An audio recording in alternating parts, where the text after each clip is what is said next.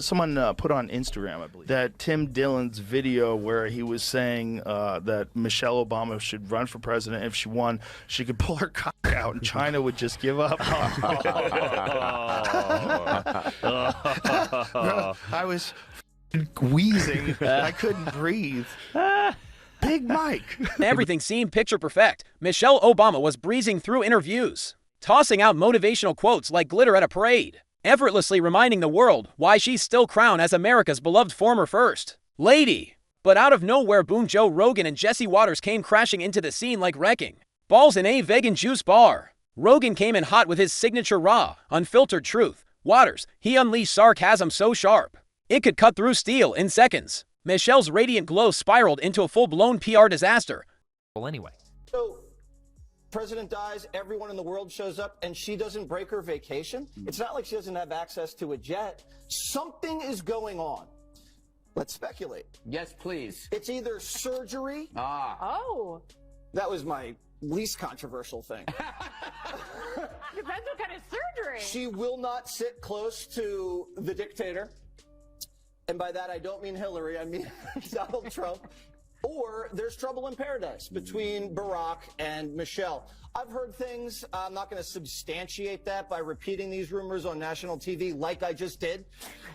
But I'm just saying it's very odd that she's not there. So, what exactly did they uncover that's got Team Obama in panic mode? This ambush wasn't planned, but it's exploding across the internet like wildfire. She looked right into the camera, stone-faced, and told us her parents never aimed to be rich, that they only ever took what they truly needed. Right, and apparently, need now includes an $11.75 million Martha's Vineyard mega mansion, private chefs on call, six-figure speaking fee. Ex-first ladies. But Michelle wants you to remember it wasn't the Obama-Biden White House. It was the Barack and Michelle White House. Listen to how she uses the words we. I'm so proud of my husband. The way he led, the way his administration worked, the team that we built. So proud of everyone. I think that's because of who we are. Did she just forget to mention Joe Biden? Michelle, as your husband said, you didn't build that. But if I were Joe Biden, I don't know who I'd fear more, Trump or her. A cushy Netflix production deal and a book. Contract so massive, even the U.S. deficit would turn red. But please, Michelle, go on. Tell us more about those humble beginnings. While you sip from a golden goblet beneath a crystal chandelier. Joe Rogan heard that and nearly short-circuited on the spot. The guy sat there, visibly glitching, trying to wrap his head around how someone could actually say that. Michelle Obama's speech on day 2 of the DNC was a masterclass in irony. She and my father didn't aspire to be wealthy. In fact, they were suspicious of folks who took more than they needed. The Obamas have a combined net worth of $70 million and they own a bunch of properties. Rogan, who's seen it all, from UFO confessions to psychedelic spirit quests and wild elk meat diets, was still floored. Here's a woman who's raked in more cash than most platinum-selling rappers. Yet somehow, she's still worshipped as if she's one of us. Double quotes, yeah. Sure. And speaking of relatable, Jesse Watters wasn't buying it for a second. He zeroed in on Michelle's podcast. Yeah, the one nobody tunes into unless there's... It had lower ratings than... Joe Rogan is calling out Oprah and Michelle Obama for hypocritical speeches at the DNC Watch. She's up there talking about income inequality. Like, hey, lady. Yeah, I know. You're rich as Like, how is that equal? And also, when Michelle Obama was saying, you know, I think she was saying her mother or grandmother was always suspicious of people who took more than they needed. Yes. Like, you are worth so much money. Take more than they need. The Obamas have 4 mansions. I mean, a contract forcing them and torched it to him. It felt less like authentic conversation and more like a therapy session wrapped in branding and buzzwords. Empowering. That's just the PR spin. What it really was, a glorified vent session where Michelle worked through her unresolved marital drama with Barack. For millions to hear, Watters practically begged someone. Primetime's been wondering where Michelle Obama's been. She snubbed both Jimmy Carter's funeral and Trump's inauguration. And last week, Barack went to a basketball game all by himself. Turns out Michelle's been busy working on a new podcast, and so far, it's been a flop. The first 2 episodes have been up all day and only gotten a few thousand views on YouTube. Half of them are probably primetime producers.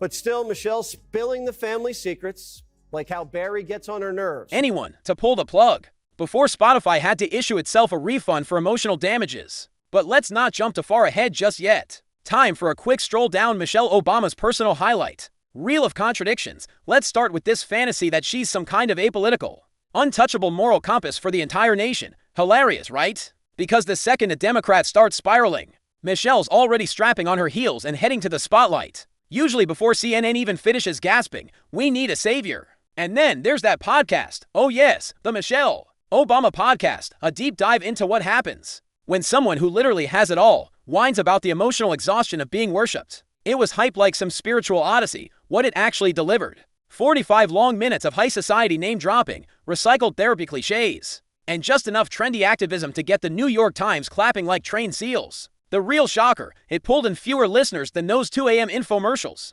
about air fryers Watters roasted at Live on Fox News, calling it a masterclass in pettiness, basically the world's most expensive diary entry. And honestly, he nailed it.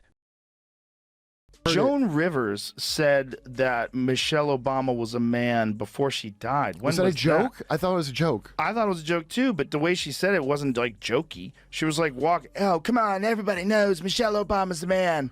Like, remember that? Yeah, like, would Big Mike kill you for that? Well, Michelle didn't hold back from airing it all. Shots fired at Barack, the kids, and even her own mom. Most people take this stuff to a therapist. Michelle, she hit record and tried to cash in, and the hypocrisy, it didn't stop there. This is the same Michelle Obama who once stood on stage preaching about the dangers of toxic masculinity, only to launch a luxury book tour weeks later, being introduced by a live DJ under stadium lights that would make Beyonce blush, while charging $600 a seat to lecture Americans on humility. Jesse Watters said it best: if irony were a stock, Michelle would own the entire market. Then came the Netflix extravaganza. Yes, Becoming. For someone who famously claimed she didn't want to return to the public eye, Michelle sure reappeared like a blockbuster sequel. We're talking camera crews, wardrobe changes, glam squads, and a streaming deal stacked with more zeros than most people's lifetime earnings. But don't worry, she's just like us. Well, if us includes turning a book signing into a stadium-sized tour packed with fireworks, confetti showers, and VIP ticket prices that could fund a year of college. And Joe Rogan, he nearly combusted. Here's a guy who can sit through conspiracy theories, alien abductions, and pharmaceutical corruption, but Michelle's Oscar-worthy act of humble queen pushed him to the brink. He sat there, jaw clenched, calling out the sheer absurdity of a woman worth tens of millions telling middle-class Americans that money isn't everything. That's like a lion telling the gazelles that steak's overrated. And then came Rogan's Netflix moment. He didn't just clap back, he lit the fuse in a stand-up special that unleashed a Twitter meltdown and probably triggered Michelle's entire PR team. He dropped a joke that shattered the internet. Was it edgy? Barack, he had to adjust to what on time was for me. Because he was on that island time. Well, but, I've got this husband who's like, when it's time to leave, it's 3 o'clock, he's getting up and going to the bathroom. Michelle says her husband doesn't really like people, doesn't know how to talk to him, and doesn't even really care. Oh yeah, was it unfair? Debatable. Was it brutally honest? Without a doubt. That moment, raw, jarring, and impossible to ignore, captured the exact gap between Michelle's relatable image and her reality-drenched empire. Because the more she played the saint, the more that gold-plated halo started to blind people. Let's also talk about her never-ending obsession with moral superiority. Michelle doesn't just talk, she preaches. She doesn't recommend, she commands. Every speech feels like a scolding at a school assembly, except her students are grown adults barely keeping the lights on, and still, she floats out words like empathy, equity, and community like their new age wisdom pulled from a crystal-encrusted think tank fueled by lavender, oil, and compassion. LATTES. Jesse Watters didn't hold back. He hit the awkward truth square on the head. Michelle Obama isn't some spiritual guru. She's a high-end luxury brand wrapped in self-help slogans, parading as America's guidance counselor. We're talking about a multi-million-dollar empire in stilettos, delivering TED Talks on struggle, while reclining on custom-imported European furniture. Her idea of hardship: a minor delay on a private jet. And have you noticed? She only seems to get political when the Democrats start gasping for air. It's like a Marvel scene. The campaign crashes, polls collapse, and boom, cue Michelle gliding onto the stage in slow motion to gospel music, like she's about to summon the Avengers with a glowing orb in a perfectly timed... Got it. No, Michelle is a tramp. I'm sorry, she's a what? transgender. We all know. Oh my gosh. That's pretty funny how she said it. Okay, we all know it. So Michelle's playing the role of the relatable queen, but behind the scenes, there's a full-blown production crew scripting every ounce of her humility. She's not just a person, she's a brand. An inspirational juggernaut built on polished vulnerability and industrial strength empathy. Rogan went all in. He said the only thing faker than her soft-spoken modesty was the AI-generated laughter echoing through her podcast. Listening to it, he joked. Felt like being waterboarded in a tidal wave of Pinterest quotes and overpriced therapy jargon. And Jesse Watters, he cranked the heat even higher. He straight up accused her team of designing her as the Democrats' secret backup plan. The polished plan B, waiting in the wings for the Biden bust to finally break down. Ready to parachute Michelle in like some political Beyonce only. As Watters put it, even Beyonce's flop albums get more plays than Michelle's podcast. And that's without Spotify pumping millions into promo. And while we're on the subject of ambition, let's be real. For someone who totally, absolutely, pinky swears she's not running for office, Michelle sure acts like she's always campaign adjacent. She's constantly reluctantly touring, hesitantly promoting, and modestly collecting checks so large they need their own zip code. She keeps saying, "I'm not running."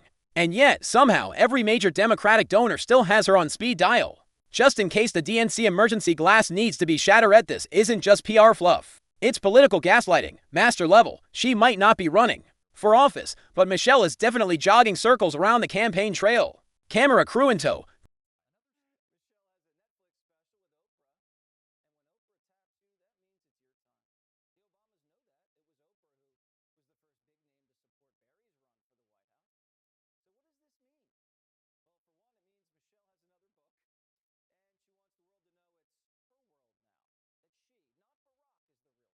Michelle Obama isn't the media's version of her. She's not the humble, soft-spoken, I never wanted fame icon they keep pitching. She's the architect of a multi-million-dollar myth, perfectly crafted for latte liberals and target moms in yoga pants. As Joe Rogan so savagely put it, Michelle is the Louis Vuitton bag of politics, expensive, high status, and mostly empty. And the wildest part, despite all the contradictions, the hypocrisy, the victimhood routine, the preachy tone, she's still treated like political royalty. Every magazine cover, every talk show appearance, every carefully staged teardrop is treated like a national event. Meanwhile, Americans are just trying to survive insane rent and grocery prices, and Michelle's over here, writing poetic journal entries about her feelings next to $3,000 designer lamps. In the alternate reality created by her PR squad, she's the everywoman, but in the real world, she's a millionaire cosplaying as a philosopher, a celebrity pretending to be your next-door neighbor, and a political powerhouse moonwalking around anything that smells like responsibility.